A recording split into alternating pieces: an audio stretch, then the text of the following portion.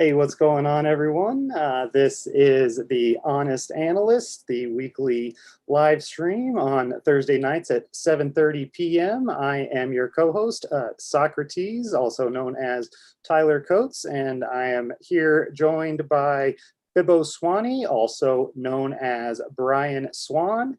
And I am very proud to be sporting my brand new MSR hoodie tonight. So that is something that I just got in the mail thanks to Bitcoin for Girls, who we always see in the chat. Shout out to her for all of her help to the channel with moderating the chat and now lining me up with my very own MSR hoodie. Even has the thumb holes just like I like it. Fitting me like a glove. I'll tell you what, I'm feeling like a champ wearing this. And you're always a guy wearing some very cool T-shirts. Tell me about what you got on today. Oh, KMFDM. Do you know that group? I sure Music don't. Group? No. It's kind of a German industrial rock punk band kind of deal. I've been listening to them since the '80s. Mainly in the '90s, they had some good songs. So went to one of their concerts a long time ago. So it's just an old concert shirt. I listen to a lot of like heavy metal when I do charts. I know it sounds kind of weird, but heavy metal music is what I do when I actually do my charting and my analysis. So that's just one of the bands I listen to. Oh, well, that's a good tidbit, and that actually really makes more sense to me than you know, and it's actually something I've never even thought to mention because, yeah, I'm just here sitting on my computer jamming out to music with my song turned up as loud as it can go, and then when the right hi-hat hits with where you set the trend line, it really does something for me there, and it really isn't anything you can explain to somebody who doesn't like what I like, hard rock and roll. And that is something that we connected on very early on. Was you're always wearing some good T-shirts from concerts, and while I am one for hoodies, if I was going to be wearing T-shirts, that's what I would be going for, because my favorite thing to do in the world is to go see a concert and go into any good live music. Fibo really likes some good music, so that's something that I hope we get to share together someday. And don't want to take too much time. Get this whole coronavirus thing over with to start getting some live concerts going again. I'll tell you what, that's the one thing I keep asking my friends, just to see what their feeling is, what they think. When do you think we can go to a concert again? Because that's when life's back to normal for me. And yeah, Joe isn't with us right now, and that's because he's in the city, but he has taken the time to call in, and I don't want to waste too much time here so that we're ready for him. I'm just seeing him pop up, and I'm going to have to leave him in the waiting room for a second. If you're watching, Joe, you will be in here in just a minute. I guess we might as well bring you in because I'd love to get your thoughts. Hopefully you've got a couple more minutes, as it looks like you should be signing in, and I am... there he is. How's it going, Joe? I am sorry, but I didn't get through what I wanted before you called in. You're right on time, and I was running a little bit late, but I'm glad that you're here for this. I'm just going to take a couple minutes to talk about a new project that we are sharing today. That is me, along with somebody you know, Mark, who plays poker with us. So as it is a little bit noisy out there, if I could get you to just turn it on mute while I just go over this very quickly. You are the man, and thank you so much for taking the time to tune in as you are there in the city, and it is really cool of you to take the time to tune in. So thank you. I will go through this as quickly as I can so that we can get to you. But this is something here that I am wanting, here we go, to let people know about. I am very excited to announce the launch of a side project that I've been working on with a new friend and a now business partner of mine, Mark McKirahan. And he's somebody you may know from the poker games that we play in on Friday. I met him out in Vegas, and while this has been a side project for myself, I've been working with him on a day-to-day basis, and he has been working on this full time, and he is a very experienced person with starting companies, specifically in Silicon Valley. And now I am very excited to get the chance to work with him on a company that I couldn't be any more passionate about. And that is simply us putting our heads together and figuring out what we can do to spread adoption. And we really feel like being there to provide the educational resources that are currently missing to help new people get on board during this next bull market, which I believe very much is coming, and this should be a big sign of how much I believe in it, is that I want to do everything I can to not only position myself with my investments, but also potentially with a business to be able to help people get into Bitcoin and then also to get more Bitcoin. So we are doing a soft launch, and that is to try to kind of reach out and connect with people who are already in Bitcoin so that we can have a bit of an audience to talk to as we are ramping up into this next bull market. So I'd really appreciate anybody's support out there. We did put this together a little bit last minute. We've been working on it hard for a while, but got a last minute opportunity to sponsor BitBlockBoom, and Mark is rushing over there. We got everything together. So that is going to be a soft launch that we just put our heads together and made happen, and it came together very, very well. So if you could come over and specifically interact with the tweet here on the new account that we just set up. I really appreciate everybody who's already liked it, and that is going to really help us get a new account off the ground. All we're asking is for a like and a follow, not asking for anything else, not a retweet, nothing like that, unless you find what we give you is valuable. And that is something I've already mentioned on this show, but this will be a specific step-by-step guide for how you can earn 4% Bitcoin back on every single dollar you spend on Amazon. We all shop on Amazon, and if you live in America, you should be earning 4% back for every single purchase that you make. Think of the thousands of dollars you've spent on Amazon last year and the 4% that you could have made in Bitcoin when Bitcoin was down at 3 grand, and what you might be thinking next year. So that is going to be all I've got to say. Anybody that comes over here likes, retweets, comments, shares, anything like that, I really appreciate it. It means a lot to me. This is something we've been working hard, and I do think it's something that is going to be very important for the next run, is to have educational resources available. Technical analysis is one thing, but actually teaching people about the fundamentals and how to dollar cost average and buy and hold over the long run, that's a totally other aspect that I think I can help very well. And as I was rushing through, it looks like Joe maybe jumped out, but maybe he's back in. Joe, I can't see your picture there. Oh, there you are. So yeah, that was the quick spiel for what we got going on that I was excited to share. So I guess I was glad that you were able to hop in so you could hear what I had to say, because it's something I'm excited about. And again, would of course appreciate everyone's support here. Yeah, that sounds like some beautiful work you got going on there, man. Congratulations. Well, thank you very much. I sure appreciate that. And that's the great thing about this space is the people who are putting their heads together and kind of working towards the greater good of what we're really here for the longer term adoption. And that's something that I'm really excited to now be a part of, beyond just kind of giving a couple talks here and there. I'm hoping to make a really big dent in this thing, and that'll be, I'm sure, in large part due to you guys. Excellent, man. And nice hoodie. I think it's gonna be awesome. That's right, and I also got my hoodie. So yeah, up, that Joe? being said, I'll turn the floor over to you guys. Joe, specifically, I don't want to take more of your time than we already have. I'm not sure. It doesn't seem like you're going to want to screen share or anything, but I know everybody's going to want to at least hear some thoughts of what you're seeing, and yeah, and take it away. I'll talk before it gets too dark out here, and it's not like the best lighting over here, so I'll get through what I have to say quick, and I hope you can hear me with all the cars rushing past me. But pretty much, I'm gonna say something, and then I'll have to re-watch the video for you and Fibo's reaction. It's of course the bus comes rolling by.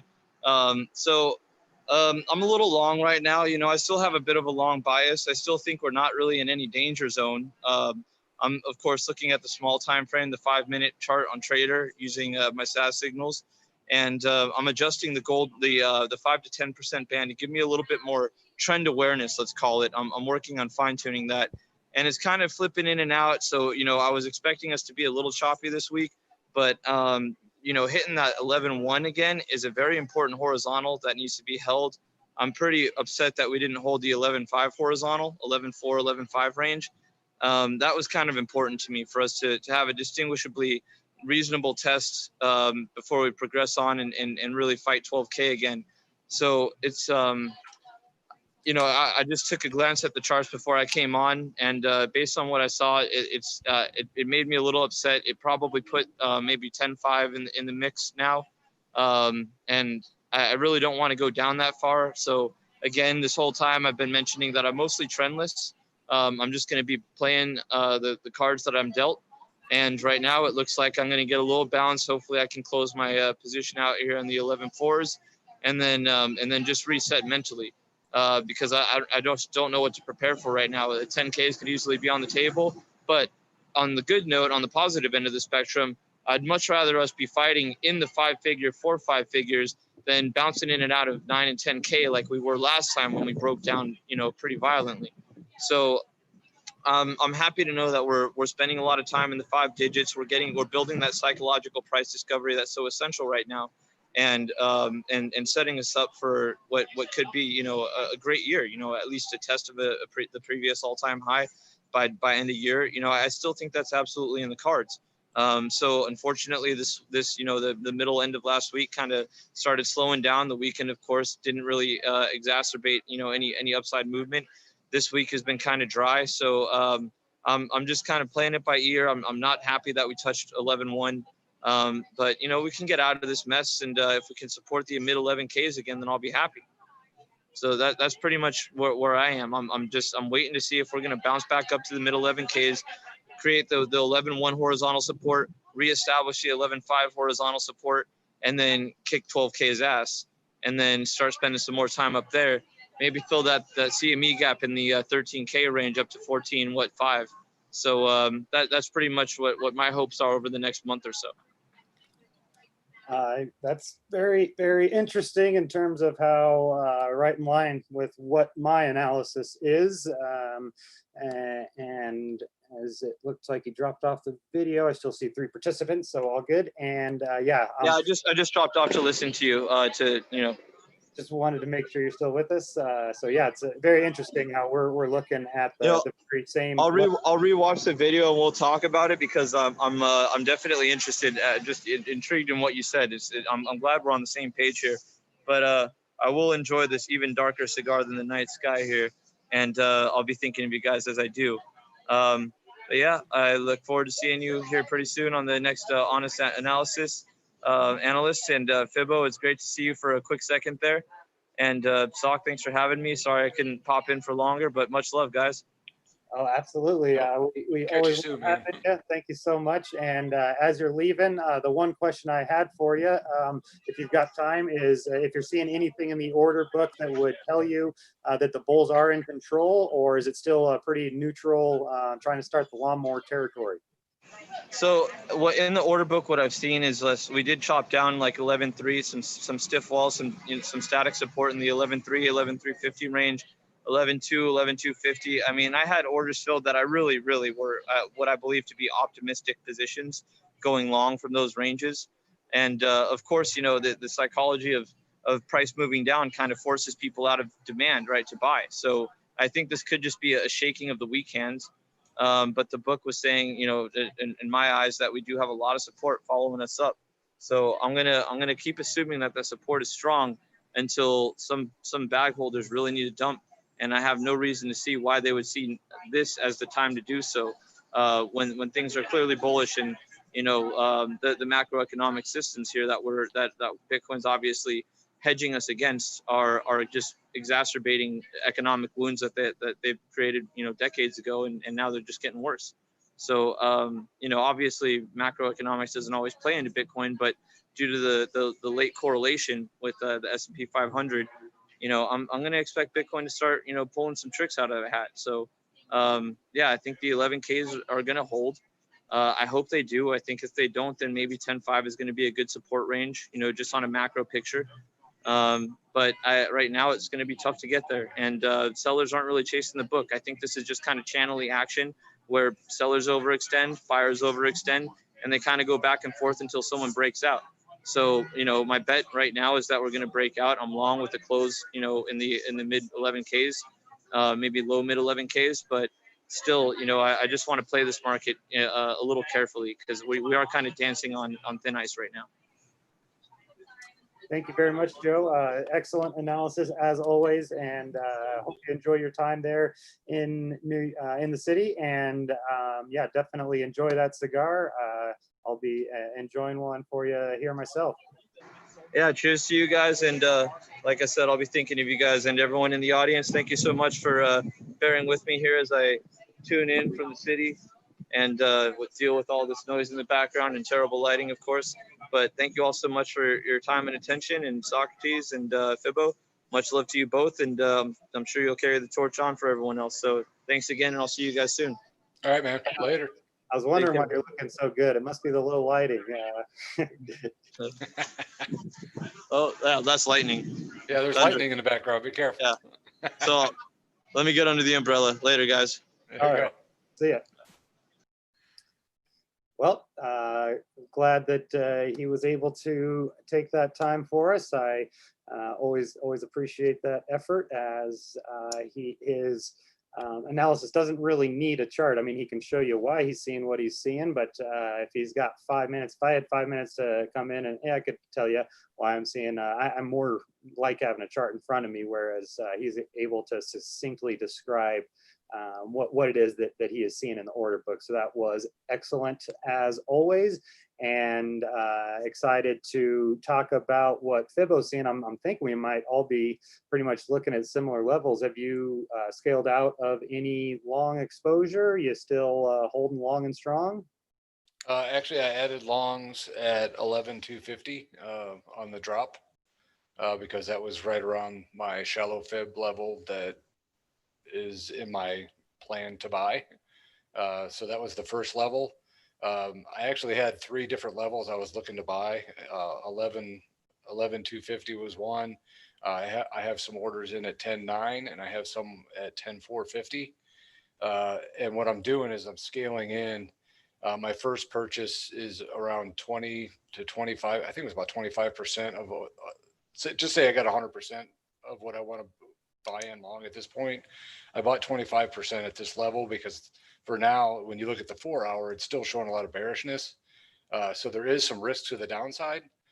So my next one at 10.9 will be about another 30%, and then I'll gather the rest of it if it drops all the way to 10.9. But I did add some at 11,250 just the other day, or if not yesterday. I can't remember, but it was a couple days ago. People that follow me know that I was showing out there when I was purchasing. So, but that's along with all the longs I've had since the last couple of major thresholds that happened in the market. So I added a little more, but I am cautiously optimistic because I really would like to see this 4 hour get back a little bit on the bullish side to get the real near term a little bit more momentum. So let me, I can pull up screen and show you what I'm talking about. Of course. And while you do that, I do have one question that either last week or 2 weeks ago, you bought the same level at 11.2, 11.25. And I'm wondering if you were able to trim, were you able to sell any in between or Yeah, no, I got out of that around 11.6, 11.7, around that area when I did that one. It was just a small little trade, but then I went flat waiting for a buy, and then the 11,250 was my next. I did buy a second time at 11.6, and it started to come up, but I actually took a slight loss on that because I put a stop in at I think it was like 11,480 or something like that, because I was really concerned with it dropping to 11.1 at that time. So I put a really tight stop on it just in case. So I did lose the second time around, but the first 11.6 I bought, I got out around, I can't remember. I think it was around 11.9-ish or something. Or no, the last time I bought it around 11.4. I think it was like 11.4. Why don't you pull up the chart? You said 11.2 or something. It kind of I threw me think off. it was. Why don't you pull up the chart? Yeah. I can't share the screen. You're gonna have to let me. You're gonna have to ask nicely. Could you please let me share the screen? Deal. All right, good deal. All right. Okay. First off, I'm going to start with the 4 hour because that's what I was kind of talking about here. The main thing I want to look at is some moving averages and how they tie in. The 55 on the 4 hour is the blue line here. That's one of them that I'm really watching as we're moving forward. With the threshold levels here, the main threshold was back here in July, and then worked its way up to the high, on 12.5. But the 38.2% level is right there at 11.2. So this level right here is very significant for support for that longer term trend to continue. That's why one of the reason I had an order in here at 11.250 was to make sure I get a long in at this level. It did wick down here, came back up, and then wick down again just a few hours ago. And then it's starting to work its way back up again slightly. The thing is with this still testing the 38.2, like I've talked before, I'd like to see at least 3 closes below that level to kind of say, okay, let's not worry about longs. Let's go to the next level. And that next level would be around 10.4, which is the 61.8% level. So to me, as long as this 4 hour is underneath this 55 exponential moving average, we're still well into the bear zone on the RSI, and the ADX is still favoring the bears. There's still that risk to the downside for that 10.4 move. Not to say that it will happen, but I definitely, that's why I didn't buy all 100% right now. I mean, it could launch from here and that'd be great. But I still see a little bit of risk in that 4 hour. Because when I was looking at this 55 exponential, it went up and it closed 3 days above it at this point right here. But when you look down here, it had nowhere near getting out of the bear zone, and the momentum was still there, not real strong, but the bears were still in control of trend, even though the price was pushing up against that moving average. So even though it had 3 days close above it, it had no signals to really back it. And then it dropped, and then it came back up, and it did the same thing. We got 3 closes above it, but then again, it just touched the bear zone, and it didn't cross. It's probably hard to see, but the red negative directional index never crossed, and then the green positive directional index didn't cross here either, to where the bulls would take control. So this was kind of another little, it was a try and it just failed. There just wasn't enough there to push it. So then it drops here and we get back below the 38.2 here that I'm really watching, pop back up, and we're here again. So what I'm watching is a couple of places here. This 55 right now is sitting around 11.5, 11.566 on this one. And then the 38.2, I adjusted from this high down to this low to where it's sitting at 11.6. So this 11.5 to 11.6 is going to be a pretty key area to watch. So if price gets back up here, which I hope it does, and as it gets to 11.5, 11.6, let's watch these internals here and see if we get that buying interest to push us out of this bear zone and into the bull zone, and then see if we can get some crossover on the ADX. All of that together would give me a nice more comfort to really go long a lot stronger. That's why I only did about 25% so far. So that's what I'm kind of looking at on the 4 hour. And the reason that we're at 11.6 on this 38.2, because when you start up here at the top and you keep moving it down to the lows and you keep testing it, and you test here, the 38.2 held right there. And then if you bring it all the way down to where we are now, that's where we're sitting right there at 11.6. So that's going to be that key level to watch. So when we move over to the daily.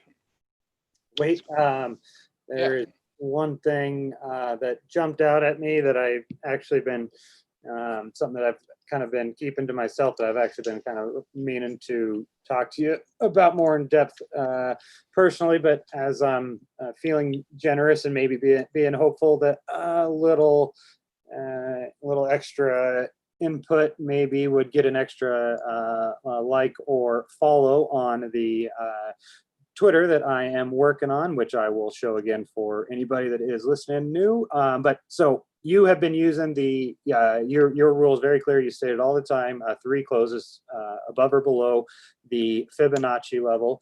And what I've been paying very close attention to is the moving average crossing it. And you have a 55 there probably, and I would have a 50. And when I see that the moving average is crossing the 38.2, that is what tells me that the 38.2 is now turned into resistance. Whereas when we were spending all that time down below 0, I would be waiting to see if we can quickly reclaim that level before that cross happens. And then that's something that is interesting to see, that wick that you'll get off of the combination of a moving average and a key Fibonacci level, which is why I think MSR and Fibs work so well together, is because MSR is based so much on a 50 moving EMA specifically. So any thoughts there? Do you ever use an EMA crossover with a Fibonacci level to help you confirm or deny that it is support or resistance? Yeah, no, I definitely use the moving averages to help validate the strength of what that resistance would be. And that's why I brought up being a little bit more, you know, slightly optimistic. In other words, I like it here, but then again, I don't want to go full bore, because with that cross here, with this, and that's why I said this range right here, it all of a sudden becomes a little bit stronger resistance than what it was when the last time. Like if I move this back up to this point right here on this low, the 38.2 was right at this point, and it went up and tested it, and it was right with the moving average right there. So to me, that was another hold. I bought at 11, I bought at 11.6 thinking that maybe it was getting above the moving average. I took a little bit just to try it. It wasn't a big trade, but that's where I put the real tight stop on it because of that reason, because that moving average. So when you move down to that next low, it's the same kind of thing, but with it even crossing lower, like you're saying, that 38.2 is just another level that it's going to take a little bit more to get through. So I feel like the sellers are gathering a lot stronger at that point, at least here on the 4 hour. It's a little bit more near term. So, you can whipsaw back and forth in here and keep that resistance really strong. And we could go from 11.1 to 11.6 until the cows come home. But what we really need is some momentum built for the bulls to really get through this level now. So if we do get all the way down to, just say it drops all the way to 10.4 on a large wick, this level right here is where we're kind of at the moment. And that to me is, if it gets below here, it's going to drop straight to 10.4 most likely. And then this level all of a sudden becomes resistance, which I don't want to happen, because I think it'll take a lot more impetus to push through that. But for now, we're sitting all right. And the 11.2 here on this 38.2 from the threshold is holding, and that's a good sign, because as you can see, it hasn't closed 3 days below, and it's doing what I was hoping it would do, and it's been doing. Because when you look at the blue moving average here, this is the one that I've been following since the threshold. The 61.8% held there, the 38.2% there, and then you keep moving your way up. It held right here, and then you bring it back up. It did dip down below, but you definitely had the support there. And as you can see, the moving average came up through there, so it gave support. And then you work your way up to this one. Wasn't close, and then you went to where we're at today. So this 11.120 or 11.200 is that next area. And I don't want the moving average to go over time to drop back down through there, and then I think we'll be down in the low tens if that happens. But But for now, I'm liking what I'm seeing on that. But that's the short term. When you look over on the daily, That is an excellent look at the short term. And just one thing that I just kind of wanted to sum up for the attentive viewers that are really trying to put this stuff into practice for themselves, opposed to just listening to us talk about it. Because it's a concept I don't plan on mentioning again, is just the idea that you've heard me and probably plenty of other people talk about price pulling up and into a death cross or back and into a golden cross. So think about that idea and then just go back through what Fibo just showed you. And you'll have to go through it a couple times to know where to set the fib and where to trail it.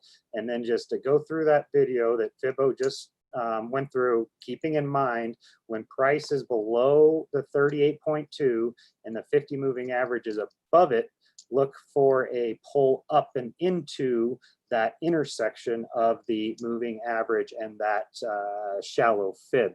So that's something to keep in mind and potentially try out for anybody that is using the moving averages along with fibs, because they complement each other very well. And want to get your higher time frame look, and I'm gonna be filling up my cocktail as quick as I can so I don't miss any of it. all right.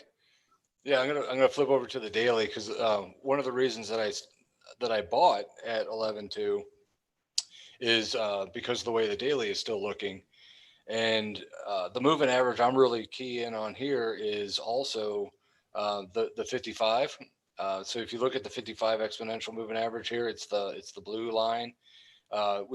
This threshold right here, when we broke up into the bull zone, is the point of start for me. So when you put the fib in, start there, go to the high here. The 38.2 is right there at 11.2 off of this, and right now, I think we actually closed. Yeah, we're on the next day. So if you look right here on this, the bull zone is still holding right at this point as the prices are staying just above this 38.2% level. So on a daily, this hasn't broken down yet. It did cross on the ADX, but the ADX is dropping in momentum.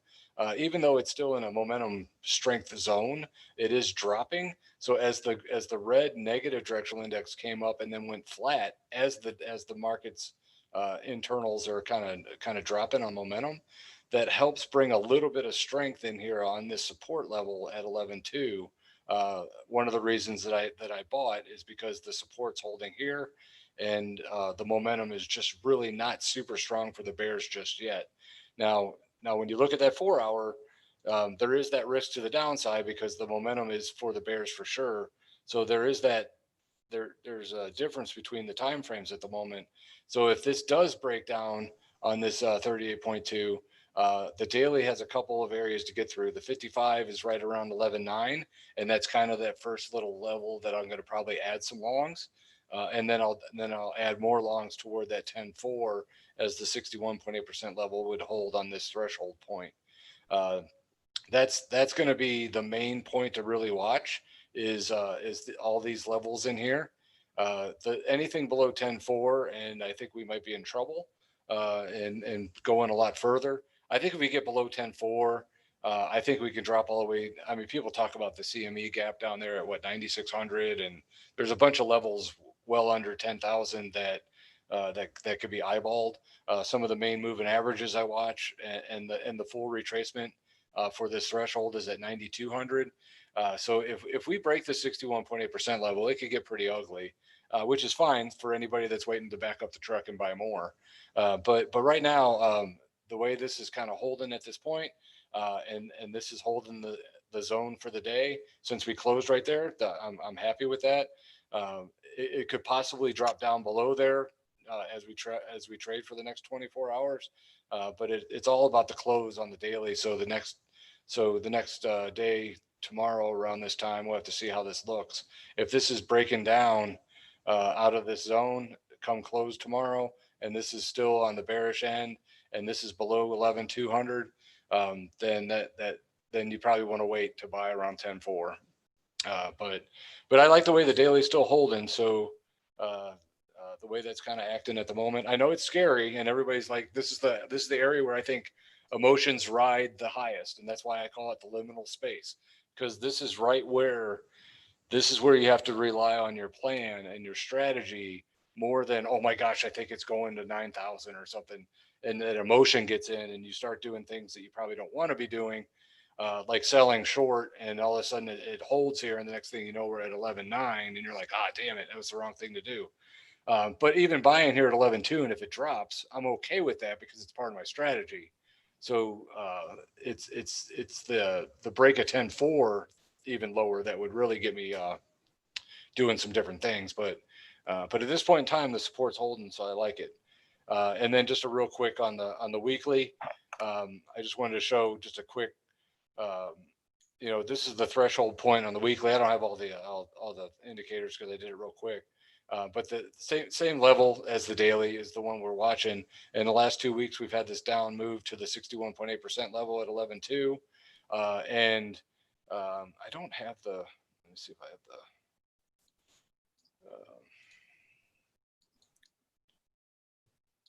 yeah, it's still pretty bullish. So everything on the weekly is a lot more bullish than the daily. So this 11.2 is going to be pretty strong for the week basis. And then again, this 10.4 horizontal comes into play like it does, like we were looking at on the daily. That 10.4, which is the 61.8% of the daily of the threshold, is a really strong point when you look at it from the horizontal. From here is a really strong area. So risk to the downside to 10.4 is there. I'm optimistic, so I did buy a little bit. So that's where I'm at on all of this at the moment. It's just kind of riding my plan. Don't get all too emotional just because it's almost coming out of the RSI zone. That happened back here, and as you can see, it did drop down below. But the momentum for the bears as it was starting to come into this area, it went down below the moving average a couple of times. It might have closed 3 days below, but there wasn't enough action in here to really give us it's going a lot lower. Same kind of thing is that we're coming down into this zone, and the ADX is just kind of easing lower and lower on a day-by-day basis on the ADX as the negative directional index tries. That to me is not a signal that bears are in control. So not that it can't wick down really fast and come right back up.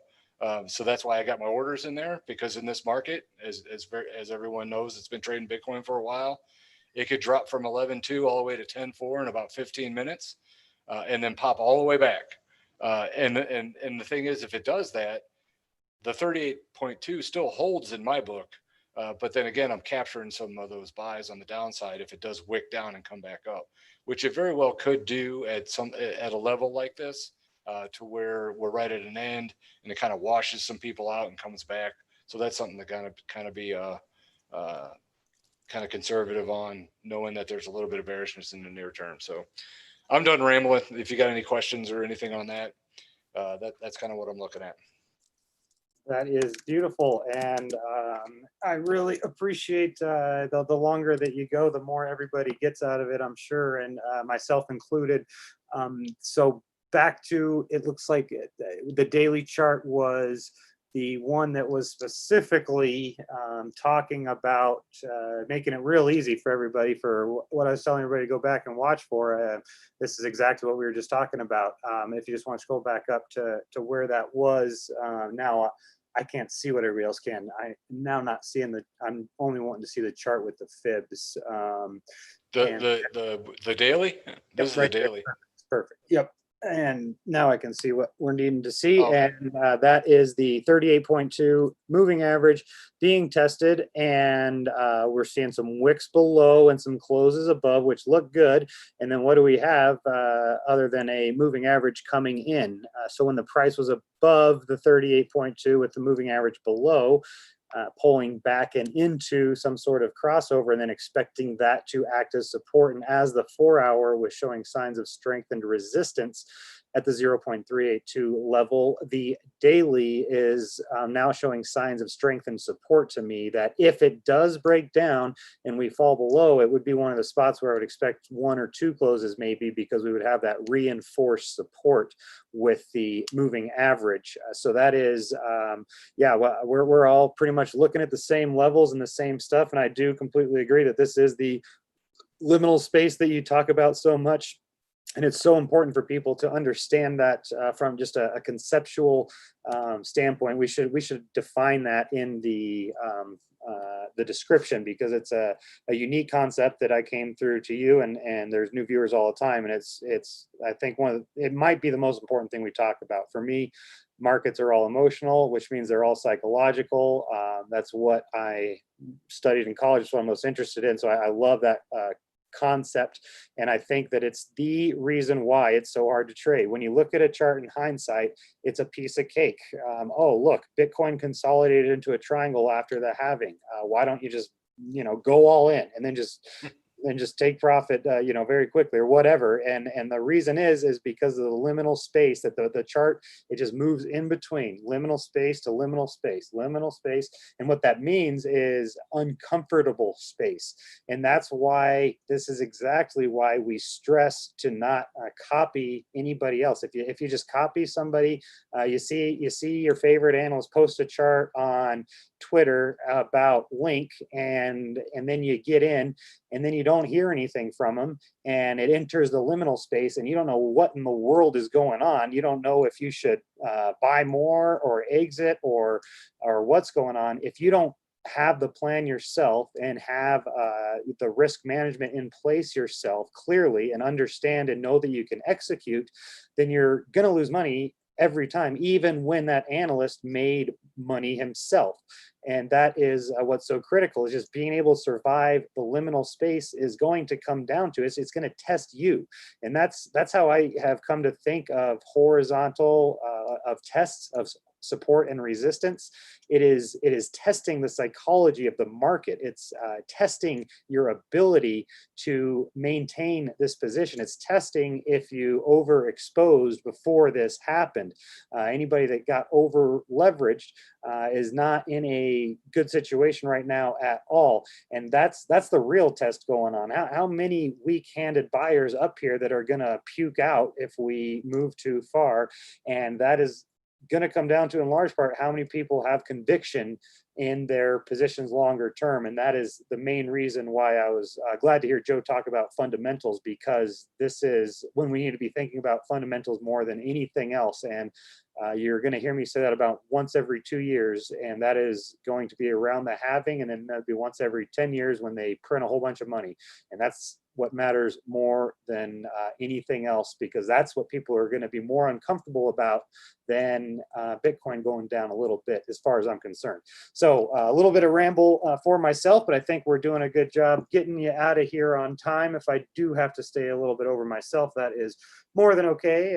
Fibo's got himself a hard stop at here in 10 minutes, so I'm glad that we don't have him going past that. I don't want you missing any disc golf matches, although it looks like no, that's not what it is. But yeah, no, I got somewhere I got to be. So, but I got 10 minutes. The only place I've ever throw your stuff up there so we can see. Needing to be. So yeah, I still have you gotten the disc yet? Did you? Oh no, it hasn't come in the mail yet. Oh no! Shoot! I figured. Well, their mail's been having a lot of trouble.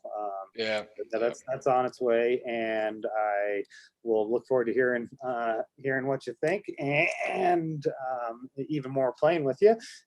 So yeah, just a quick refresher for anybody. Usually I don't show much at all, and when I do, it's very briefly and not multiple times. And this is going to be something that I'm happy to shill because it's my own business, and it is something that is good for the space as far as I'm concerned. And that is going to be the company that I just started with my partner, Mark McKirahan.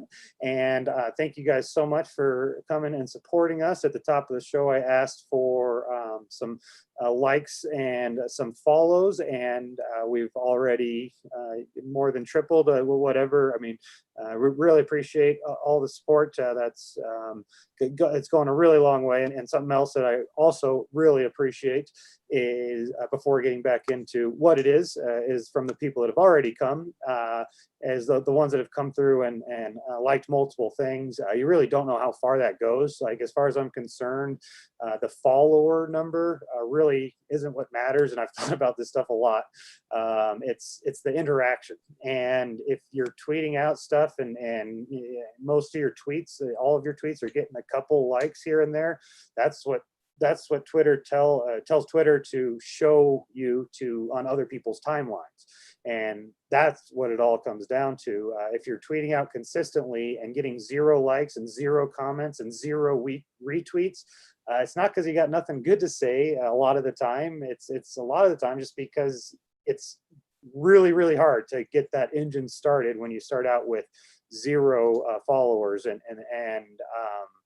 so that is something that really, really goes a long way, and I do appreciate that. And back to what it is that we do, we are coming to you guys with a mission to spread adoption in the next bull market. And the number one thing that we think we can do to spread adoption is to provide educational resources that are currently missing. I don't know about you guys, but when I got into Bitcoin myself, it was it caused, I mean, I don't know why I even had to think about it. It caused 10 times more anxiety than anything else. And I don't have kids or anything like that, but you know, compared to any other investment or any other major decision I made, the liminal space that it put me into when I first had to make the decision of, am I going to buy Bitcoin or am I going to pass this, was the hardest decision I've ever had to make. And the reason is because there was no good, it was all up to me to learn. I didn't know anything about technology. I was not a techie guy at all. Remembering my password made me feel really good about myself. So seeing some sort of investment opportunity here, because I was a gold bug and am a gold bug, and having to wade the waters of going from somebody who can't even, you know, figure out how to turn it on and off again most of the time, to believing that I'm going to be able to secure my own Bitcoin for myself.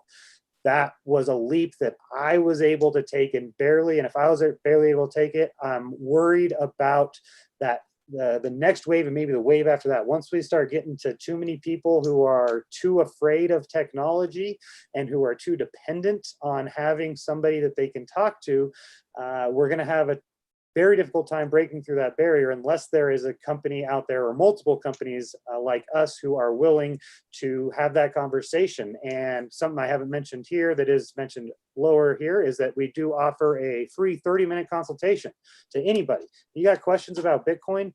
Come give us an ask. I mean, you got to be wondering what in the world is going on with these altcoins. They're still around.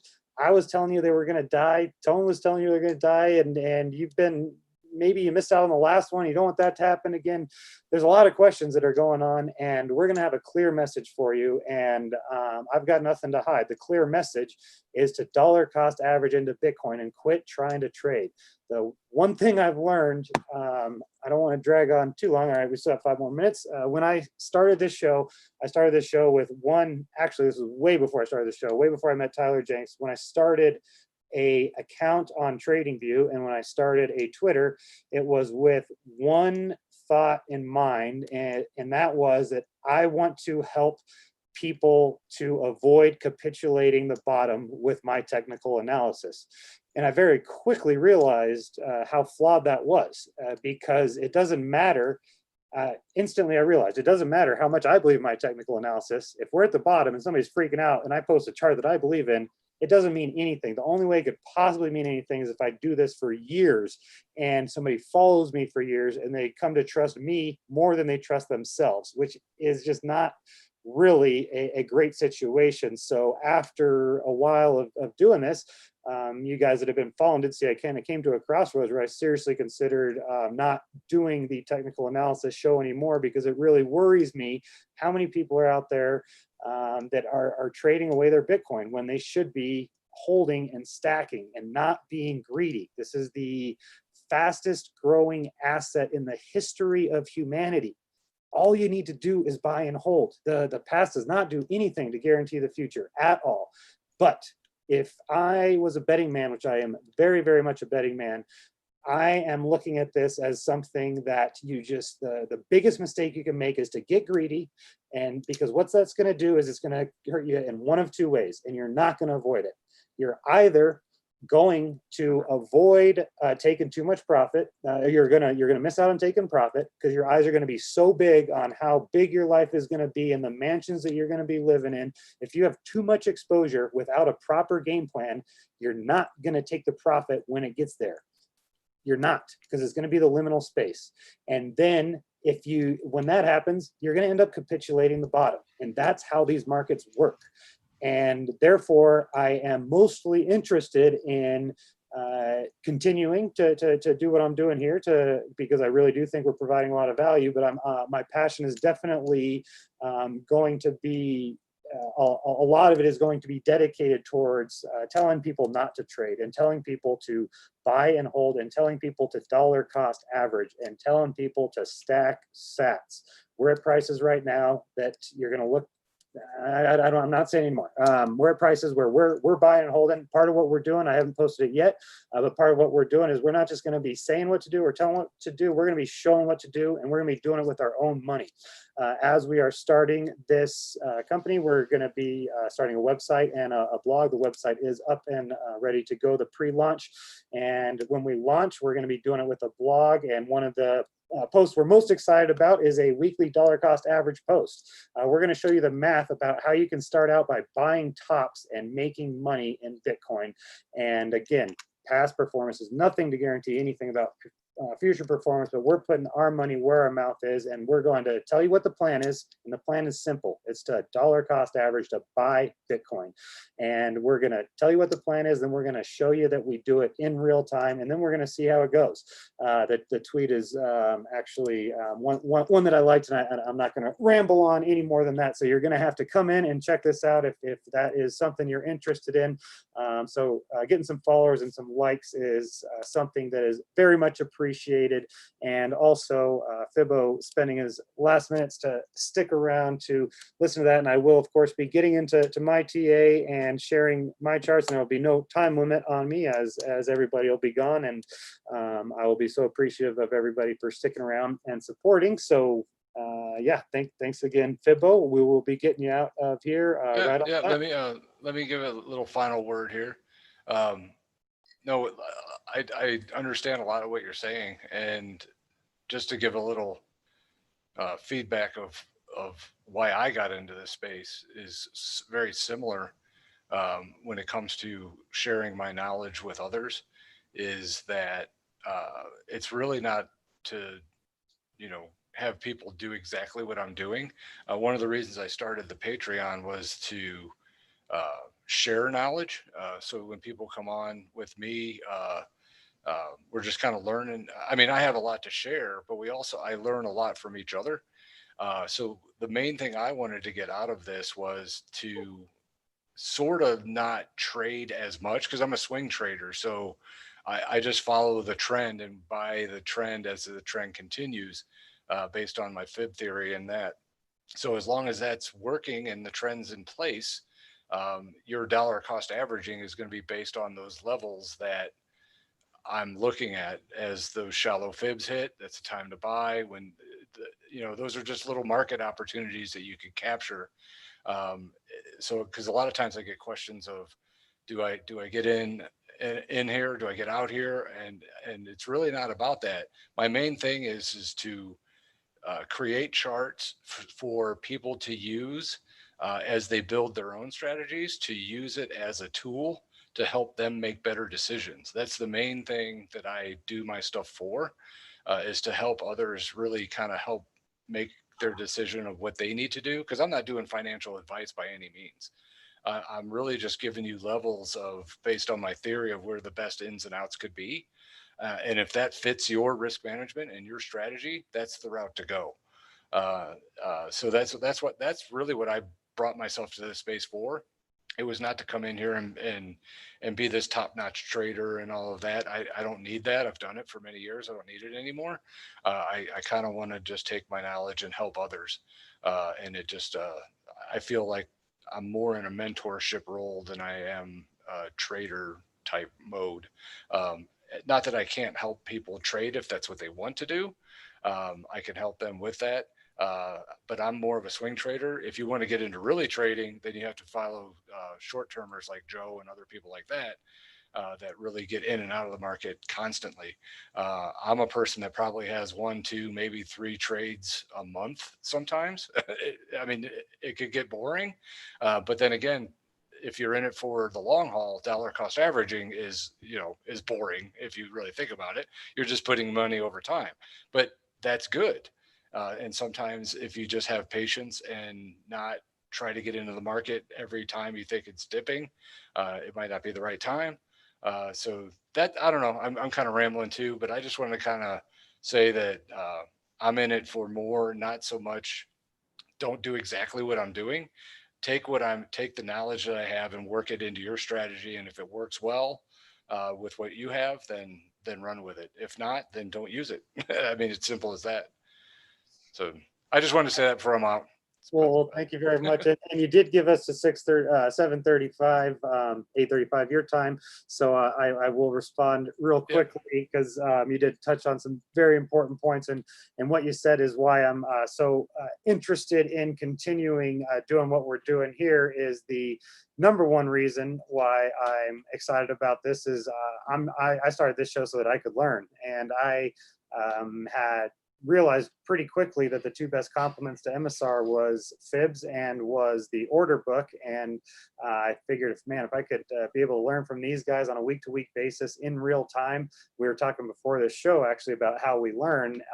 And I was just thinking that would be, I would do that with 0 audience. We would just meet up every week. So that was something that I'm really excited to do. And that's the approach that you've always taken to this, which is why I think we all, we kind of were drawn towards each other pretty quickly, is that you're very you're willing to stick to your approach no matter what, and you're also willing to be boring with your approach, and that has always been until I started implementing trader mode on some very small time frames. I was using for just the 4-hour, getting on average 1 signal every 6 weeks in Bitcoin, and that was what I viewed as an edge. The hardest thing to do is often the best thing to do, and if you're going to come up with a boring strategy for Bitcoin, my bet is it's going to be a pretty good strategy. But the problem is that almost nobody is going to be able to execute it, and that's the problem. So boring. It takes a lot of patience. It takes patience for sure. And patience and strength to make it through that liminal space. So that being said, I've got one question for you that we'll leave you on. And good things come to those who wait, and you are a person who waits, and I appreciate that. So you mentioned something earlier about 10K and it getting scary under there. Have we already seen our last chance to buy 10K under 10K? Is that what you're getting at? Not necessarily. I mean, that's I'd say no. What I would really like to see is a move to that previous high and get the full retracement to 13.8, which we're still on a path to, even though we've corrected back a little bit. About $1,200. I know that's a lot, but it's not in retracement terms. It's really not a lot. So if we stay on this leg and we hold these levels and work our way all the way up to 13.8, then that's when that 10K floor becomes really, really solid. Because what will happen is when you look at the waves and the different fib levels, if you get up to 13.8, it gets to the point where you got a really, really strong floor that's actually above 10,000. Which makes that floor even stronger because it's going to be a little bit higher. But right now, with the little bit of bearishness that we're seeing in the near term, and a drop to 10.4, or even a wick all the way down to 10, or maybe even it could go even further if the momentum starts to build. It still leaves that open as risk, and that's why I was laying that out on the 4-hour, that the risk is still there. So it is a risk management play that it can go down there pretty easily. So Make sure that you're mitigating that risk in some form or fashion. But if it does hold here, it goes to a full retracement, as I think it should, up to that 13.8. Then that's when I think 10K is going to be a really tough one to break. Because real quick I'm not going to pull the chart up, but let me pull up if on my fib. I want to see what the actual number would be real quick. If I go in at there and up to 3,800, yeah, the 61.8 or sorry about that. The 38.2%, the 38.2 shallow fib, if we go to 13.8, is around 10.1. So to me, that from the fib theory, as you build thresholds on a trend, and there's a lot more to it than I can't talk tonight. But as you get in depth of different thresholds, there's layers to them. And as you get into multiple type of thresholds that there are, the longer that you're on a trend, yes, you could have bigger retracements, but the retracements can go all the way back to really key threshold levels in the past. And right now, if it goes to 13.8, there's more thresholds above those levels than they are below. So it just becomes so much stronger as a floor when you look at it from a technical perspective. So maybe something I can touch on another show on those levels of thresholds. There's more to it than what I'm showing here, but this is just the basis of just kind of learning the shallow fibs and following those rules. But then there's a lot more behind the scenes of what I play with, and I'll shed those over time, and we'll learn as we go. And as people share with me, I've learned a bunch already off of a few people looking at different things, looking at fibs in different ways. So it's kind of cool in ways that I haven't looked at before, and maybe there's something there. It'd be kind of cool. So all of that said, I like it better if it hits 13.8 before it hits 10. Put it that way. You're out of here. We're late. All right, so I gotta run. And not only here to teach, but to learn, and that is that's special. So thank you. Later. And that is the point of the man. It gets so much different when you're just here talking to yourself in your room, opposed to somebody being there to talk to. So that I know that you guys are there with me in the chat, and that is great. What would be cool? Now, here's a business idea for somebody. Just give me 5%. We're all good. Is set up a video application for the chat so that I could see some videos. Like if I saw somebody, the guys are there all the time. I see your names. If somebody had an app where you could also show your video, I mean, that's doable, and that would be really cool for video games, all that stuff. So there's your idea, and I'm only asking for 5%. Okay. Yeah, the Socratic method. Nope. Not the Socratic method. Knowledge is knowing that you know nothing, which is what Socrates said, and that is something that I try to live my life by. That's what I put at the top of the hierarchy in terms of how I should act and how I should just try to view things, because the more that I've done that, the more true that I've realized. As soon as I think I understand something, let's take altcoins, for example. I have been very against altcoins since day one. It has just reeked of the type of bubble that doesn't come back. And that's what I said about Bitcoin in 2013.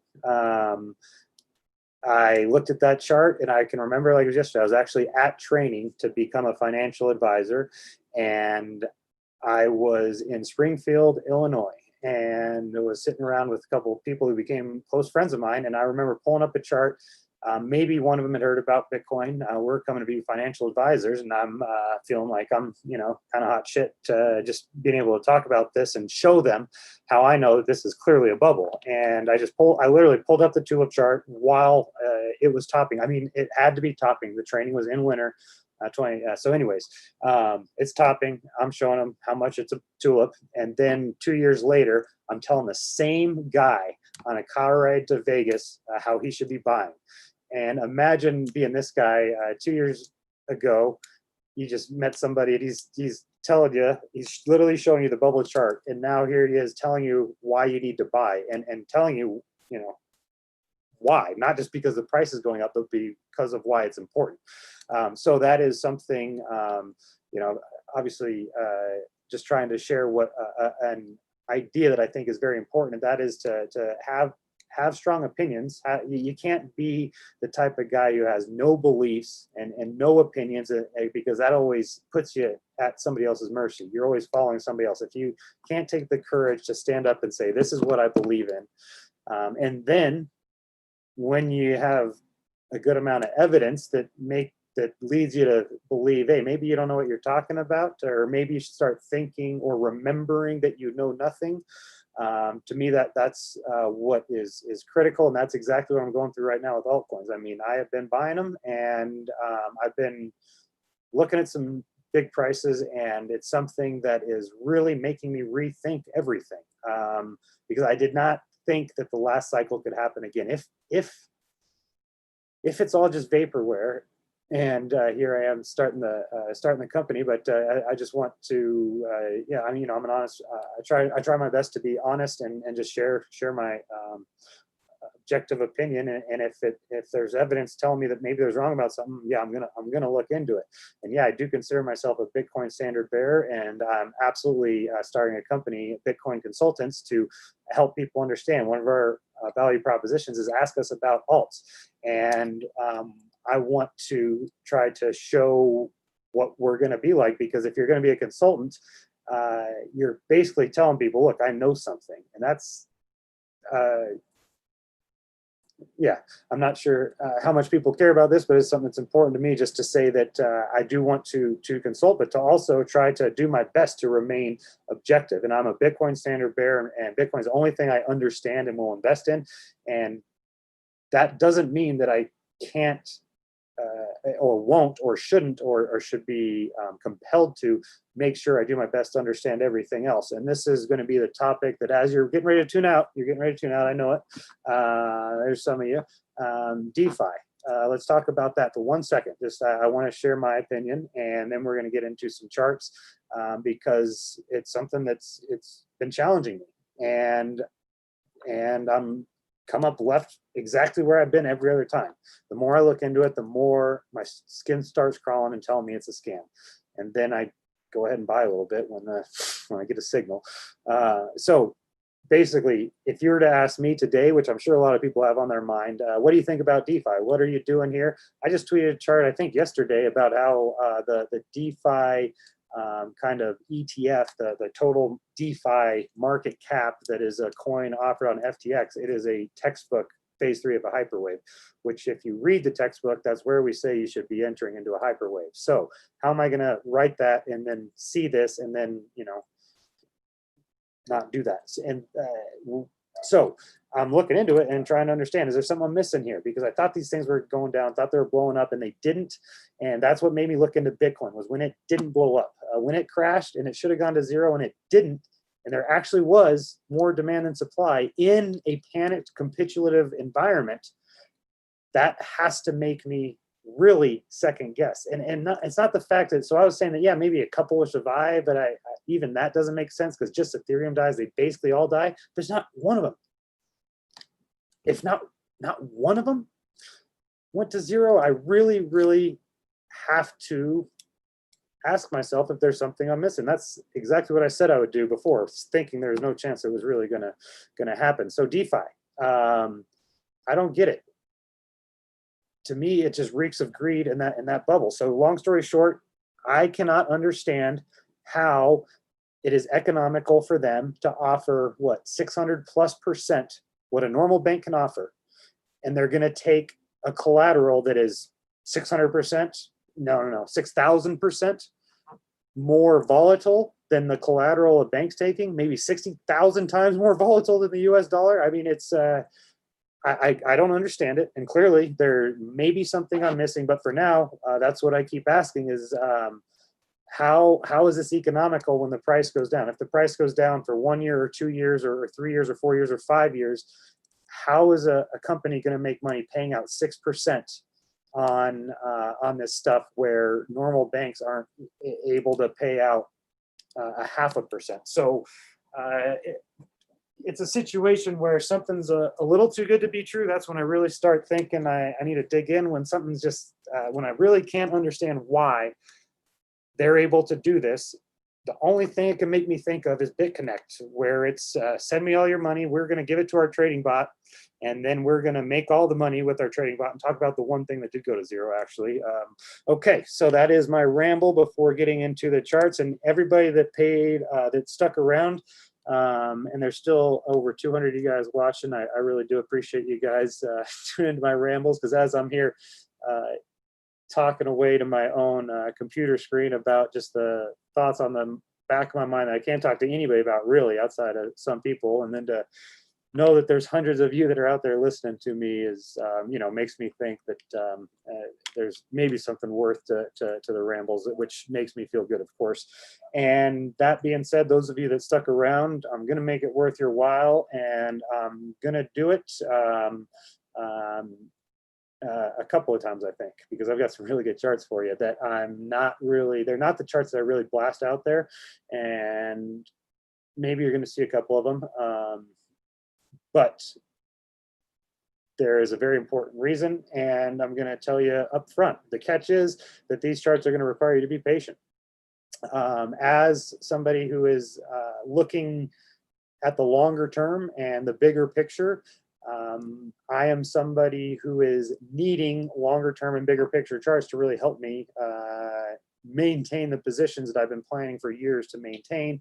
And the hardest part about it that I have quickly realized about charting the macros is to keep paying attention and to not forget at the most inopportune time, or to overwhelm yourself with too many options. Basically, if I was to show everybody these charts every day on the stream for weeks and months to come, then it would be it wouldn't have the same effect as me just showing it here tonight to you guys one time. And now it's up to you to see if you can follow along and keep track. And have had plenty of rambles on my mind, and one of them is that I do want to, as I continue with this show and have experience teaching technical analysis, and have a strong motive to do the best that I can to provide the most value that I can. I absolutely want to continue doing what we've been doing, because like Fibo mentioned, we're putting things out there that there are people who are really working hard to understand it, and they are the ones who I really value, and I'm more than happy to help. And they're the ones who are going to see some of these charts, and they're the ones who are going to maybe be able to use them to help them follow along. And it seems like this is not as bright as I want it, but maybe that's just the glare. Probably nothing to do with you guys. So that being said, I do want to try to, I will be, thinking about doing my best to make some small tweaks to my approach that will be directed at trying to help the guys that are really trying to learn and do their best to internalize things and implement them for themselves. And one of them would be sharing some longer term charts, ones that most people are going to forget about them by next month. And it's just the bottom line. And if you guys don't think you're one of them, set yourself an alarm on your phone. I'm not saying these charts are right or anything. I'm just saying that if you think they are, see if you can remember them in a month without me telling you about them every week on stream. That is really hard to do. And what I just told you to do is how I do it. For example, why not, instead of setting it in a month, setting it based on the time and price date that I have set up here, April 15th, 2021, $20,000. So what I would do is set an alert on my calendar, because what's most important to me here, well, I'd set two alerts, price and time. You can set a price alert on TradingView, simple as this. Add alert. Yeah, double click, and you make yourself a note to say Tyler's big W price target. And I'm actually, this is the one I think I'm going to share. So, so I'm going to even show you how to set the alerts if you want to follow along, but maybe don't have the processes in place. And as I thought about sharing this one, it is much more of a gigantic W than a big W. So here you go. You've got the alert set. If you have a premium subscription, you can set open-ended so it doesn't expire, which I would do on an alert like this for sure, as it is set for 2021. And if you don't have a premium subscription, this is one of the reasons I felt like it was absolutely necessary for me, was the alerts. And I've mentioned that before, I'll mention it again. And if you are interested in upgrading, I do have an affiliate link, and it's awesome. People have been using it, and I'm going to be getting free TradingView next year, which is freaking cool. Okay, I'm just totally taking my time, having a good night. I was working very hard. I'm on very little sleep as we got that last minute sort of project. We didn't have a website. We didn't have anything. We had an opportunity, and we put our heads together and said, what could we do? We had like a week. It was what could we do to take advantage of, you know, what's a potential opportunity, as Mark lives in Texas and he's close to the event there. And it was something that I'm just really proud of. I'm kind of, I guess, feeling the high after all the work that we put our heads down and made a bunch happen in a very short amount of time. Brochures, business cards. I mean, the underlying stuff, we've been doing a lot in the meantime, but to actually get ready for this conference and to have stuff ready to sponsor with and all this, I am, I guess, just a tad loopy right now. And since nobody is with me, everybody's left, I'm just not going to care how long it takes me. And as I go on rambles and I see that, you know, not everybody drops off immediately, I'll just assume that maybe there's something there for people. And that being said, I'm going to light up a little bit of a cigar. So as I was working hard on that, I've also been working very hard on charts. And the number one thing, I mean, as I said, that's a side project for me. And so heat of the moment thing comes up, I'm gonna bust my ass to make it happen. But my business is trading, and as such, this has been the time, like I said, that I've been thinking about and preparing about for years. And yeah, I mean, if you don't believe me, just go back and look at TradingView and the charts that I was posting in this descending triangle, and down in here, and all the way. I mean, this is what, if you can survive,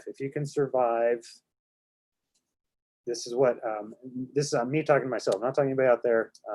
I'm not giving no advice. I'm talking to myself. This is the voice in my head, that if you can survive this, this is what allows you to take advantage of this. It seems like, you know, people tell you that, yeah, if you get into Bitcoin and you're an adopter, and man, if you just would have bought it $100, man, wouldn't you be so rich today? And the answer is no, because it is so hard to participate in any market ever. And then this is the hardest. I mean, for sure. We're talking about the fastest appreciating asset in human history, and this being the hardest thing to do. I've shared the Bill Williams video before, and it's a perfect intro, Practical Fractal on YouTube. Everybody I share it with loves it, and I love it myself. It's a webinar that people pay a lot of money for. Go watch it, and specifically the first couple minutes where he just talks about how hard this is. I want you to understand that if you're still here at this stage of the game, this is me. I'm talking to myself. This is, if you're still here, if you made it through, you just don't want to fuck it up. You just don't want to. You want to take full advantage. You want to appreciate how hard this was. You don't want to forget what we just went through, and it may be only getting worse from here. And you've got to be prepared for that. If you get overconfident in your position, you are going to be not allowed to take advantage of this. Not only do you have to have the confidence to survive the liminal space, you have to not be overexposed. It doesn't matter how confident you are. If you're overexposed and you mortgaged your house and you're gonna lose your family if Bitcoin falls below 6,000 from here because you're just so convinced that it can't happen, then guess what? I mean, it may not happen this time. And yeah, I am on a stump and on a stool box, and for me, that's what it's all about with Bitcoin Consultants, the business I've been shilling. I want you guys to hear the passion in my voice. I want you guys to hear what I'm about. I love technical analysis. It is the number one thing in my life. It's the number one thing that I'm dedicating my life to, because I really do think that it will absolutely change my life and hopefully descendants of mine's life, and that potentially I could add something to it myself, not only with analysis in real time, but with also unique tools that I create, such as MSR. So I am all in on technical analysis and trading, and I couldn't be more passionate and more excited about what's going on here. But I don't want that passion and that excitement to cloud my vision of how hard this is and how many people lose. The Bill Williams, what he says, he says, it's very simple. You don't have to go watch it unless you already did, that 90% of people fail at trading. At least, I'm going to say it's 95%. 95% of people that fail at trading. And the people that even start are the most successful people in the world. Who starts trying to trade or do anything? Specifically, he's talking about traditional markets where you need a lot of money. But what I'm going to say is who starts in Bitcoin is the smartest people in the world. It may not be the richest, but you're up against, if you're up against people who really understand this, and they really understand risk management, and they understand hedging, and you're going to overexpose even a little bit, then you're not going to be able to make it through every single one, maybe one or two. So Bill Williams just says how it's to be in the markets, to participating in the markets, you either have to have a lot of money, or what I'm saying in this market, a lot of smarts to be here and to make it through to here, to understand why you're here, and then to be here now today. It's probably not just because somebody told you to buy. And if it was and you're still here and it's just stacked away, you're not listening. So you're still here. You're either smart or you got a lot of money. These are the market participants, and 90% of them fail. 95% of them fail. And if you have been struggling, like one thing that really what's going to be the biggest source of sell side liquidity over the next bull run is going to be liquidations. I'm convinced through and through. I'll say it once, I'll say it twice, I'll say it again. The biggest demand, excuse me, the biggest supply, the most sell side liquidity is going to come from liquidations. It's not going to come from people who are panic selling or who don't believe in what they're investing in or who don't understand it. It's going to be people who are just too darn confident or too darn greedy. And that is something that I am confident there's going to be plenty of sellers at every step of the way. And I don't want to ramble on too long because that's what I'm thinking about at times like this, is that there's going to be no shortage of liquidity on the sell side when we just make these little moves down. It just takes a little bit of a move below a local low. So I'll get into the big W here real quickly, and we'll come back to this shortly. But I just want to show you guys what I'm paying closest attention to so that you can see before I light my cigar and get back into it. But just look at this low here. Let's just look at the reactions that occur at the lows. In terms of, okay, here's our low. And what happens here is that we peak right below it. And of course, what does that do? It does nothing but stop these guys out. I mean, if you go this below and then pop this far back above, it means you were here for like, what, 10 seconds? I mean, you were there for exactly long enough for stops to trigger. And then after that was done, it was a race to buy market all the way up into here. And then, is that something that we have, you know, seen before? Here's our low. You run it, and whether or not it's a stop or a liquidation, it's often just people overexposed, and all that it takes is just a breath below. Boom, they're done. And then it's a race to new highs. So breath below lows, race to highs. That's what I'm thinking is going to happen here. You know, never giving any advice or telling anybody anything what to do, because if you do it, you're just going to lose due to the liminal space. But what I'm seeing here is a market with a propensity for some W's, and when you get a pattern on one time frame, I always watch for another time frame. And what's interesting to me here is that we swept the lows.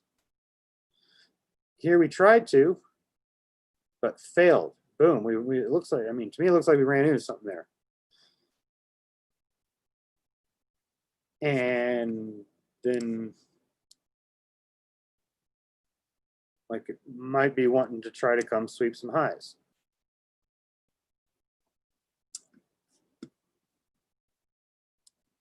And that's a term that I specifically, I think directly from Trader Main, ICT, go check that out.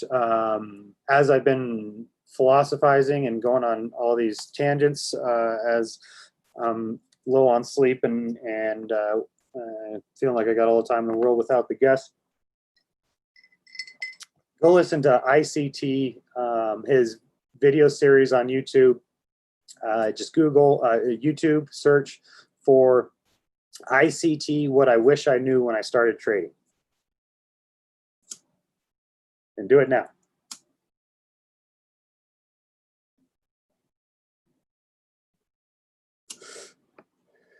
I'm a big fan of ICT, and he's somebody that he's quite controversial, and I am left with very little doubt. Anybody that I've talked to that's listened to what he talks about, what he says, and he's very confident in what he says, and I think that's why he's controversial. But anybody that's listened to what he's saying for any amount of time has very much agreed with me that I'm going to keep listening, and that's who Trader Main learned from, and he's one of the very few people I've mentioned to follow. Handful, and Trader Main learned from ICT, and ICT developed a system that is very important to have a basic understanding of, because this is all that he talks about. And if you want to understand more about what I was just talking about, start with that video I just shared, because it is timeless gold. If originally it was kind of hard for me to share anything of his because of how controversial it is, but that video is just something, anybody listens to that and they don't get something out of it, I don't care what you have to say. So it's that good. And when I saw how long it was, I thought it was going to take me a while to watch it, and then I found that I was up at 3 a.m. until the last part, because it was literally that good. And this is what he talks about, is how the market will gravitate to the lows, and then it will gravitate towards the highs. And all it's doing is sweeping the stops of the over leveraged greedy traders. And right now, to me, it looks like the over leveraged side may be the bears, and that just a quick move back above here would be all that it takes. Okay. Back to the big W.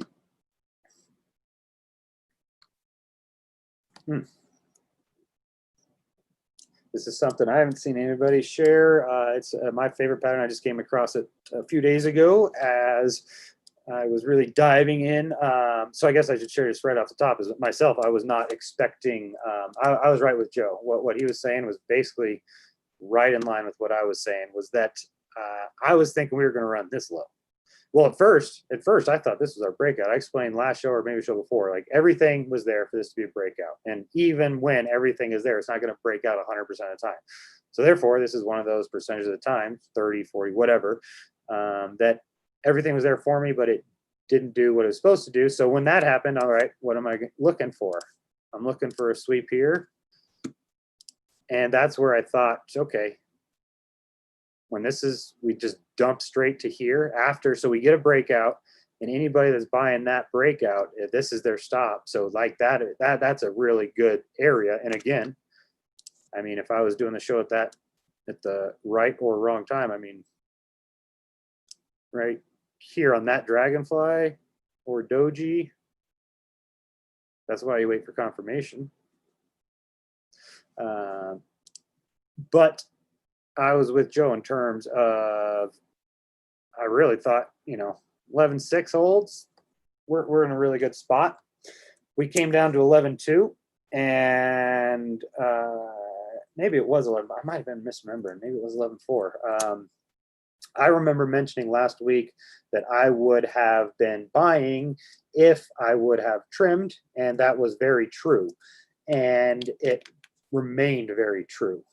As it continued to kind of move down and take out these lows. After we took this guy out right here, I started to, look for the next one down.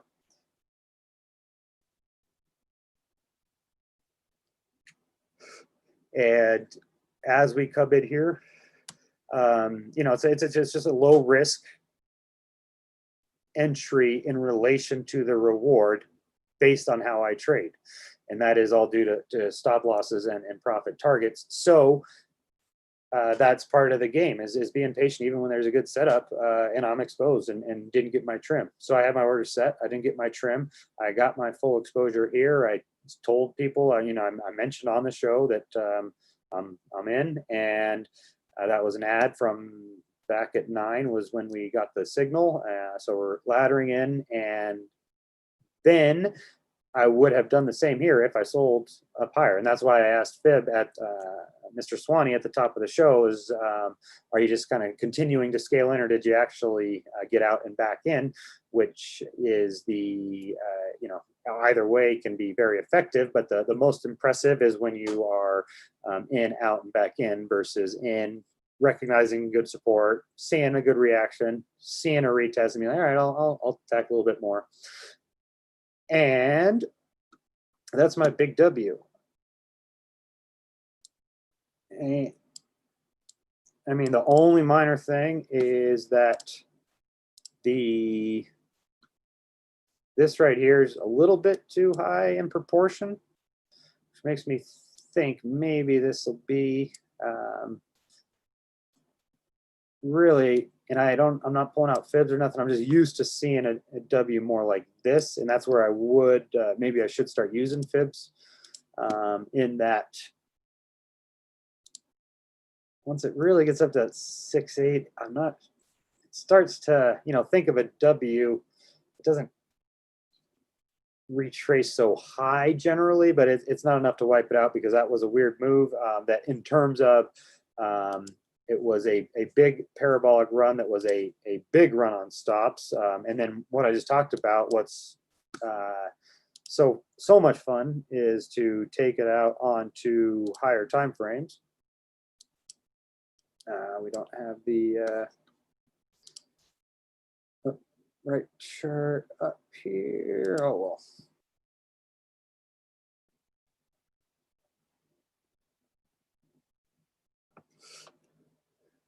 But just in terms of, this took out this high right here. probably make sure the video is still going. I'm not just completely off air and talking to myself. We all like to know how many troubles I have. All right, there I am fogging up the screen with some smoke. Very nice. Sounds about time for a drink.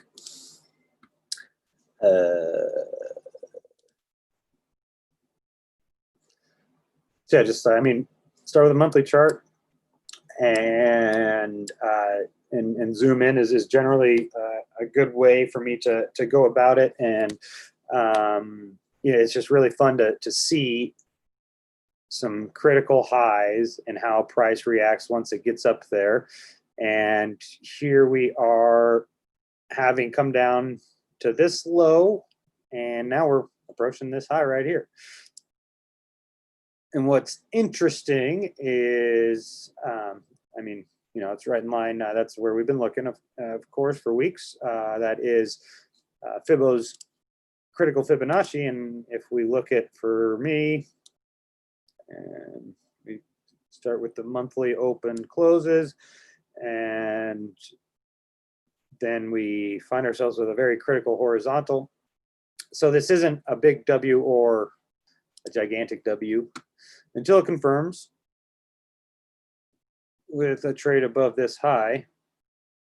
But that's not where I like to enter. I'm not a breakout buyer. For me, I've talked about this. It's been, you know, I don't expect many people to have followed along on all the analysis on my on the various big W's and whatnot, but that is something that will be important to at least keep in mind, is that the you know, just have an objective approach and be able to define it and know what your signals are. For me, my signal isn't this confirmation of the big W.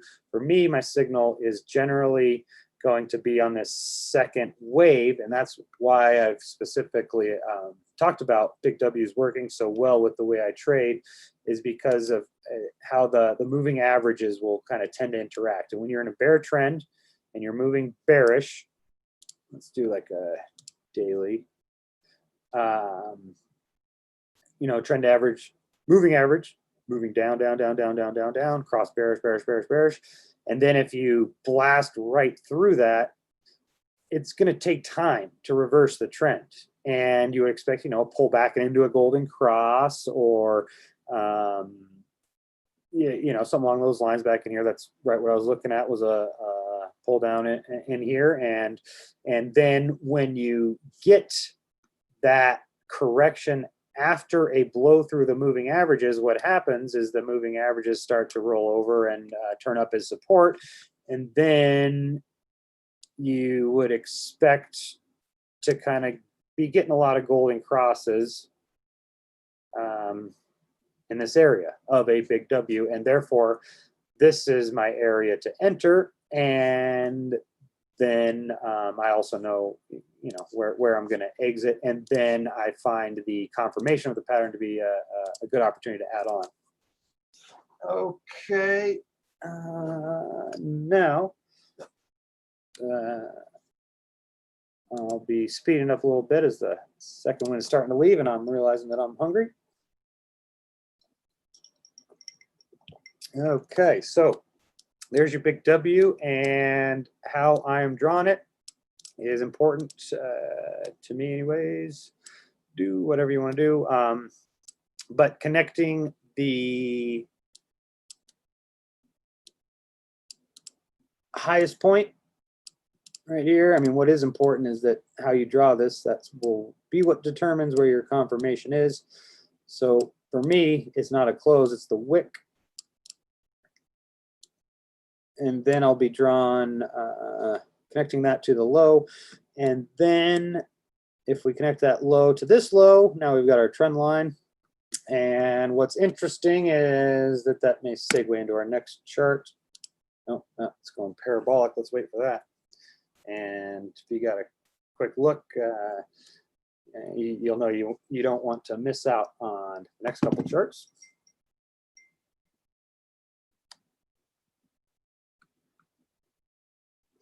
Okay, had a FUD tweet recently which I actually have not checked because I tweeted somebody who I like very much about a new pitchfork that I'm thinking about and was wondering if he had any thoughts. Let's see if he does. Doesn't hate it. He doesn't hate it. You heard it here 6th or whatever. Okay. So I'm not usually using the pitchforks myself, but I'm very I like them. Yeah, you know, it's not my main tactic, but Josh uses them all the time, and it's something that if one pops out to me that makes sense, I'm going to draw it, and he doesn't hate it. So there you go. Usually I wouldn't care unless it was a situation where it was an indicator that I thought somebody had more expertise than me at. Like when I have my fibs, you know, I'm going to have to go with what I trust. But and if somebody who I have little or no respect for, I don't know, you know, about their TA ability, I'm not really going to care what they say. But if Fibo points something out, I'm going to be like, oh, yeah, I didn't see that. So, you know, hearing this not hated by somebody who I think knows more about that indicator is nice. There was one other line for me to draw in here. So here's the thing about the market once it gets moving, in my opinion, and you have no clue which direction it could be moving next. I have no idea. I am just trying to make a bet that I've been planning on for a while, and that still makes sense, even more so than it did originally, based on new Monday printing. Can we fit a parallel line in here that has any good touch points? Yeah. So love it. Okay, so it's hard to kind of pick up on how fast markets can start moving sometimes, and the angles that lines start getting drawn start kind of getting maybe a little weird, and that's where I start paying very, very close attention to just major highs and major lows and major trend lines and potential new trend lines and new angles and all of this good stuff. So this is what I'm thinking about for now, is a new channel along these lines. We just start with this low here, and then we look for parallels to see is there anything that may be kind of interacting with price in a similar manner. And this one,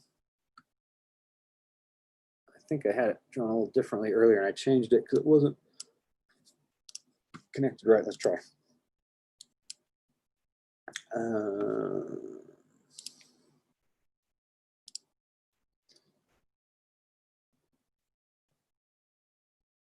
Yeah, like that. Shoot. That low that I took.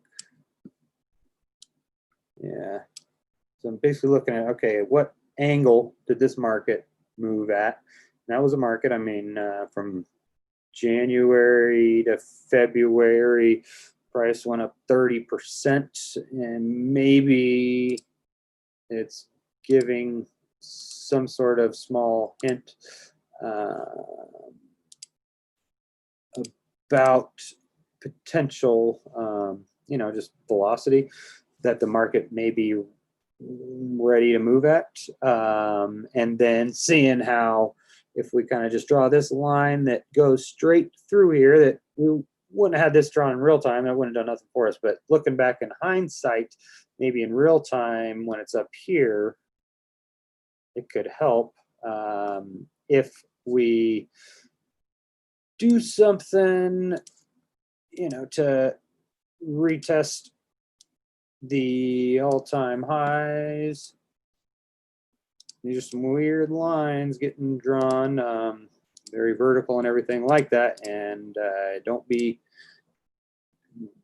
getting wide-eyed at anything. This is just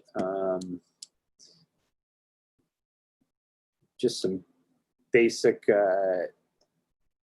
lines to try to help me understand potential support and resistance critically, that, you know, if we were to say, you know, develop some sort of phase 2 move that is like along those lines, then to me, what would make sense is for it to happen in some sort of channel that is formed using major highs and lows. That in real time maybe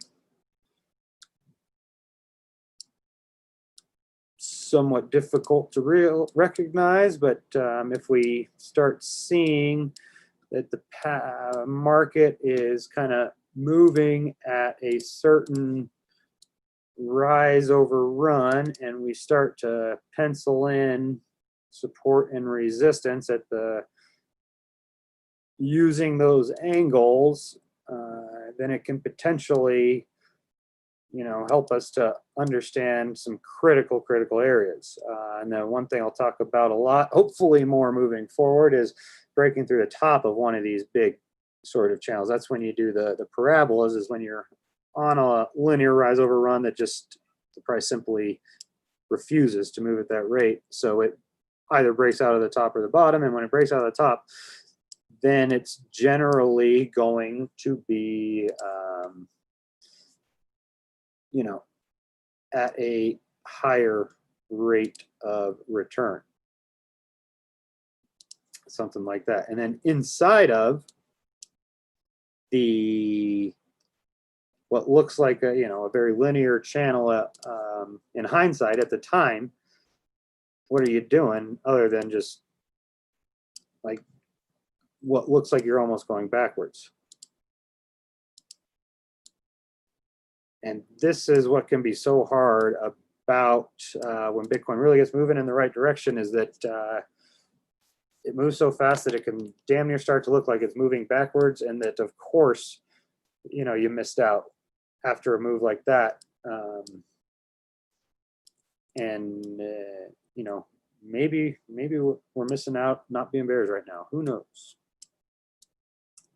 Okay, so there you go. That was just kind of to show you back in there. Yeah, yep, a lot more than I was ever planning on going over. Whatever. Here is the channel, and here's our craziness, and that's where I like to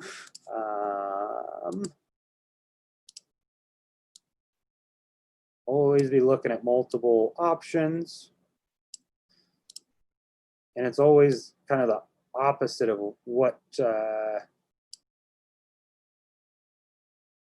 first move is. Always kind of the opposite in terms of, if we just shoot up from here,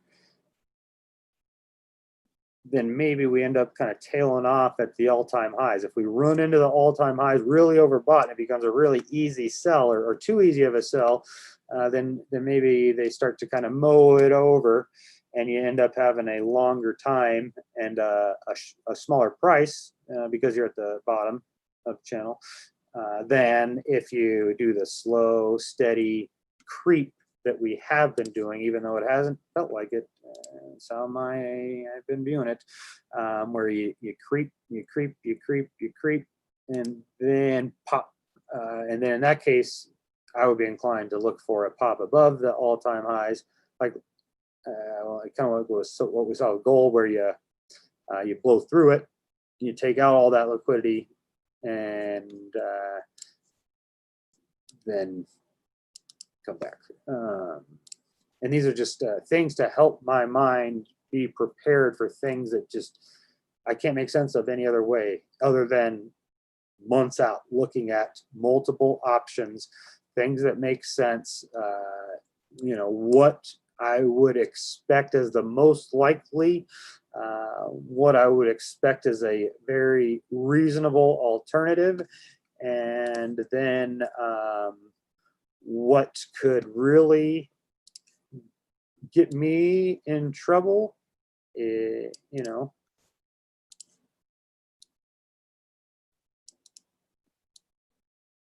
would be getting the perfect start, and then the backwards dump. Of course, that could happen. So understanding at what point does this all fall apart and break down is going to be very important. And for me, this is just going to be a framework that is starting to have some pretty reasonable data to suggest that these are some support and resistance lines that I want to be paying attention to, even though it's probably going to take months in between tests. Those are the ones that I really like the most. Those are the ones that people forget all about. And the ones that are too clear and too obvious, that are too near term, are the ones that break down. Okay, let's get into the fun stuff with parabolas. And I guess we'll make sure that the stream is still going. And sure enough, hopefully my screen isn't quite that blurry. Geez Louise. Maybe it is. Go through these a little quicker. Much longer show than was ever expected. And believe you me, I'm ready for calling it a night. You know, I'm very inclined to believe that Bitcoin moves in parabolas, and that potentially the angular trend lines aren't going to be ideal, because this history has shown us that if Bitcoin does enter a bull market, it likes to do it in a parabolic fashion. And therefore, somebody who's interested in betting on history and is going to be looking at any way that I can find to try to help myself be prepared. And this makes sense to me.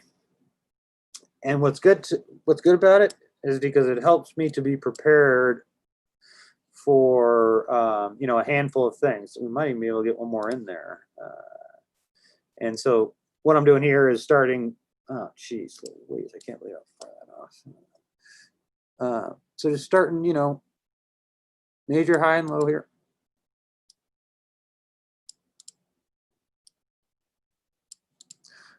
Connecting to the major low here, and off it goes.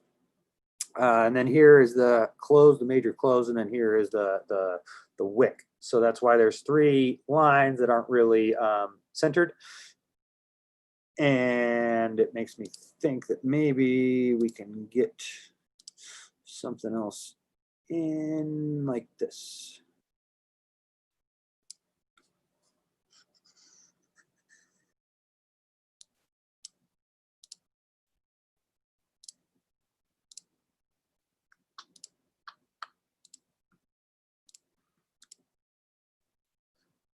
Yeah, how about it? Let's see, why not? Yeah. Right line. Okay.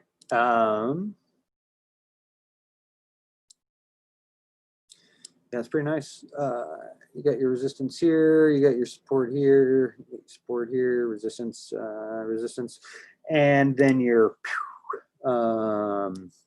So what I like about this most is it helps me to understand, you know, that something like this I need to be prepared for. And the other way that I view markets is that as long, if we do that and it holds, it would set up the thing that's the other direction from that. So seeing this helps me to be prepared. And it makes sense. I mean, And that's what I like about the long-term charts. Putting together a lot, and I'm not trying to throw out 5 or 10 so I can come back in a year and show one and say that it was exactly right. No, I'm trying to put together as many to me that I can make sense of. That it's like, yeah, I want to follow this. And if we fall below 9,000, which I do not think we should do, everything other than this chart, I mean, maybe everything other than a couple of charts is telling me we should hold that level. And if we don't, that it's trouble. And then if I have this chart that tells me that, if we don't hold that, then yeah, I mean, maybe.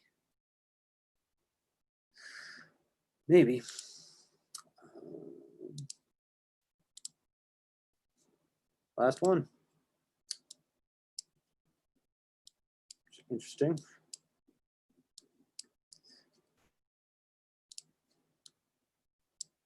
So if we apply the same method, and sometimes it's hard when you're zoomed out and adjusting and all this, so I'll need to come back and play with that myself. Gosh dang it.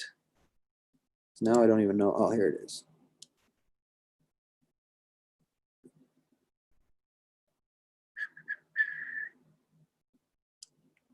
Okay. And I think that's wrong. Apologies here. Sometimes you gotta do it by the seat of your pants.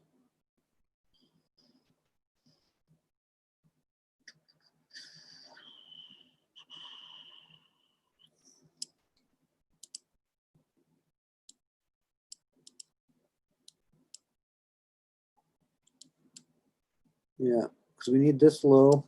It's capitulation. We really need this low, but we really like that contact.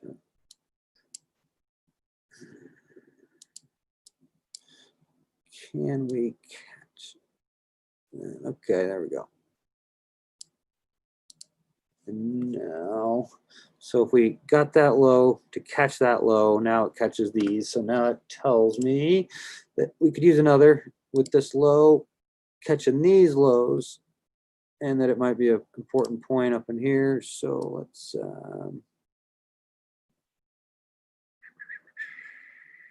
there we go. All right.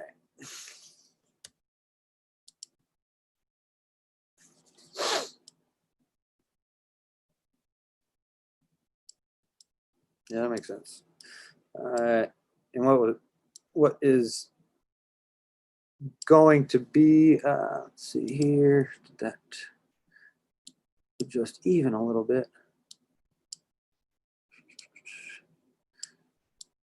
So yeah, just interesting how that top one, and then see, you put it in log and it's like it's moving backwards. Okay, but, and I mean, it was up here for sure, but I mean, not in such a U fashion.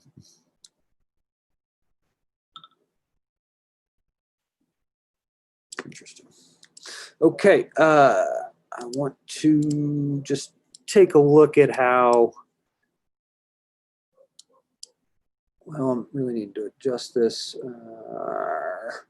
All right, you guys can come in here and adjust this for yourself, but just see, see this cup here, how it's, man, screw it, just do it again.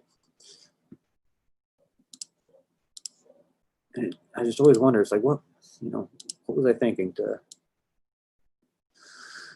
have those like they were? So what I want you guys to look at here is like, see this kind of cupping action. We need this all the way down here.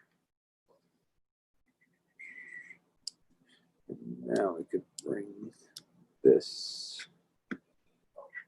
It's tricky, you got to adjust it, fiddle with it, but you can, for me, what I'm seeing right now is this angle right here. Like I'm seeing that.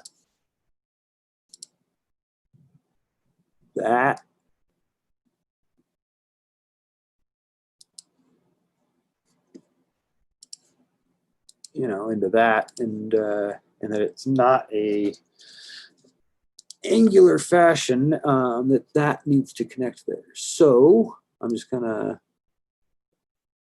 trying to, and then it's going to be unacceptable if it doesn't also connect with this.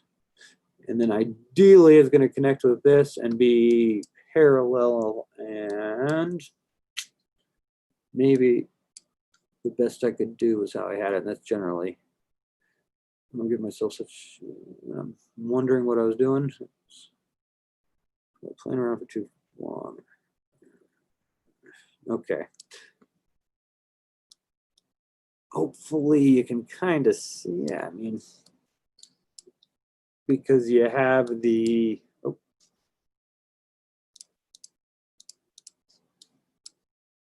this action here, so you connect here, maybe even press it down to get into that, but we need that high end. So there we go.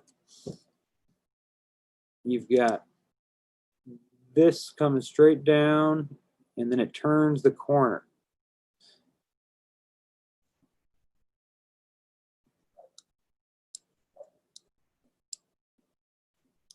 And interesting to see how now some of those lines came there and whatnot, but that wasn't really what I was wanting to look at. I am more wanting to look at, do you guys see something similar here? You know, I definitely see something like that, but if we look a little bigger, I think it maybe is there.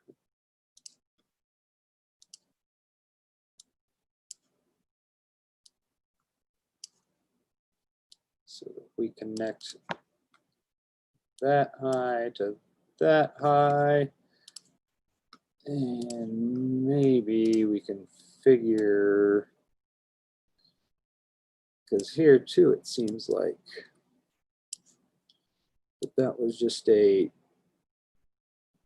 you know, the rate of progression here, you dumping hard, dumping hard, dumping hard, slowing, slowing. So like from here to here, that's the progression. And then you come in and it connects to that. And maybe you have that capitulation V below, or whatever the case may be.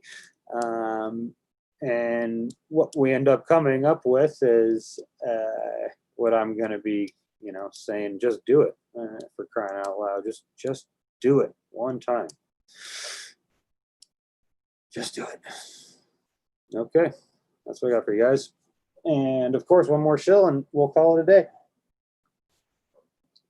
I took the liberty to go on much longer than I would normally because I had the floor to myself. I mean, shoot, you give a guy a microphone, can't really shut him up, can you? Until he runs out of a drink and gets hungry. So I am ready to quiet it down if I can find what I'm wanting to share one last time. Anybody that's still with me, I'm sure, has already done everything they can, and I really do appreciate it. You know, I put a lot of time and energy and effort out into what I do here, and am looking to start a new project, and any support that you guys can provide is very much appreciated. And that's exactly what I'm talking about. People coming in and liking the new post and interacting in various ways, retweeting, liking historical posts. We just started today, and I don't normally shill things hard, but I know how hard it is to get off the ground on Twitter. It is something that if you can get those first couple hundred followers, and then you post good stuff, and it gets in front of some of them and they start liking it, now we can start to get a train rolling. Whereas if we're just posting stuff and nobody's listening, it does not matter how, if it's good or bad or terrible, it is very hard to you know, get out of the noise. And I'm sure many of you understand, anybody that's tried to get into Twitter themselves, it's a tough animal. And the hardest part is that the first 100 followers. I'm going to say the first 1,000. There's some really bad followers you can get for your first 100. The first 1,000 followers, that's like making your first million. The first million is the hardest. The first 1,000 is, it's so hard that if you can get to that point, and then you have quality content to back it up, you're in a good spot to really start building some momentum. And that is my big hope for this. We've been working really hard. That is, as mentioned, why I'm a little bit tired and delirious and short on sleep and more rambly than even normal, as somebody who likes to philosophize any chance I get. It's because we've been working really hard on getting this ready for the conference this weekend. And Mark, my partner, is going to be there. Anybody watching is going to be there. Keep an eye out for Mr. McKirhan, and he is the president of Bitcoin Consultants. I'm really excited to be working with him. He's got a great history of building companies, building tech companies in Silicon Valley from nothing. And I've got my experience on social media and whatnot, and in Bitcoin as well, and us putting our heads together with the one mission in mind of spreading Bitcoin adoption is something that I'm extremely excited about. And any support that you can provide is something I'm not hesitating to ask for, because it's a win-win if I can get anybody to adopt Bitcoin. And if you go through the timeline, what you're going to see is that we're not interested in getting people into to just buy a little bit. Those people that don't really understand what they're getting into, they just kind of want to make a bunch of money like they saw people doing last time, and they're going to come to us and we're going to convince them to get in. No, that's not what Bitcoin needs. Bitcoin does not need people that are just going to panic sell the next bottom. Bitcoin needs people that are going to understand what it is about, because that's the only way that you're going to be able to hold through the liminal space that the market is going to put you in. And the more people that we can get into this that are going to hold through that situation, it's only going to be because we're able to help them understand the bigger picture. And that is what this has all been about. I'm showing some bigger picture stuff, where mind is at, what I'm thinking, and where I'm trying to worry about where it goes wrong. And I am very much grateful for everybody that takes the time to check this out. It's going to be worth your time, just right here and here. If you're in America and you shop on Bitcoin, if you're in America and you shop on Amazon and you're not earning 4% Bitcoin back for every single purchase that you make, then we need to talk. We offer a free 30-minute consultation. If it needs to be a therapy session, that's fine, after you realize how much Bitcoin you could have made over the last year once you see how much you spent on Amazon. Every single thing, and it could change, but right now, everything I buy, I am making 4% back in Bitcoin. And it's there before my Prime delivery is there, way before. As soon as I click the buy now button, I've got Bitcoin, 4%, electronics, I mean, anything. They've already got the best prices.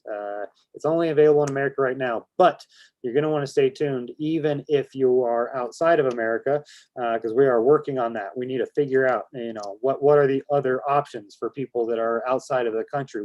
We've already got a good solution that isn't even available in America that we're just interested in looking into so that we can share it with you guys. And we don't want to share it if we don't, do our diligence. So stay tuned if you're not in America, because we are working to figure that out for you. And if you are in America and you're not shopping on Amazon, I mean, come on, what are you doing? That is something I shouldn't have to sell you on. Here's our graphic. This guy, he shops at Walmart because, Walmart, they buy in bulk and they can sell to you at low prices because they buy in bulk. And here's this guy, he's a little smarter.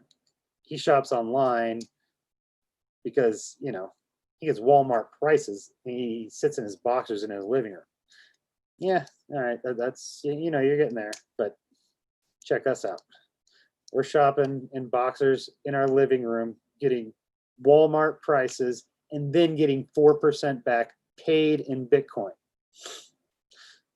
Doesn't make any sense. So for doing what I'm asking you to do. All I'm asking you to do is, you know, like and follow. You don't have to retweet. We're not asking for an email, which is eventually that's the type of thing we're going to be asking for as we're building a business and that sort of thing. Right now, we're doing a soft launch. We're trying to get some Twitter followers, and that's all we're asking: likes and followers. And you're going to get a guide for how to do it. If you're in America and you just heard me talking, you're probably wondering, well, you know, what do I got to do? We're going to send you a step-by-step guide. Like, here is exactly what you do. It's simple. It's a piece of cake, and there's a handful of steps, but that's just because we break it down so step by step that that we did not want to leave any room for anybody to wonder, you know, for it to be an incomplete guide, but also not to make it too tedious. So that being said, this is what we do. We're looking to spread Bitcoin adoption. We are looking to be your bridge to Bitcoin or your bridge to more Bitcoin. And we are going to be working very hard to do that.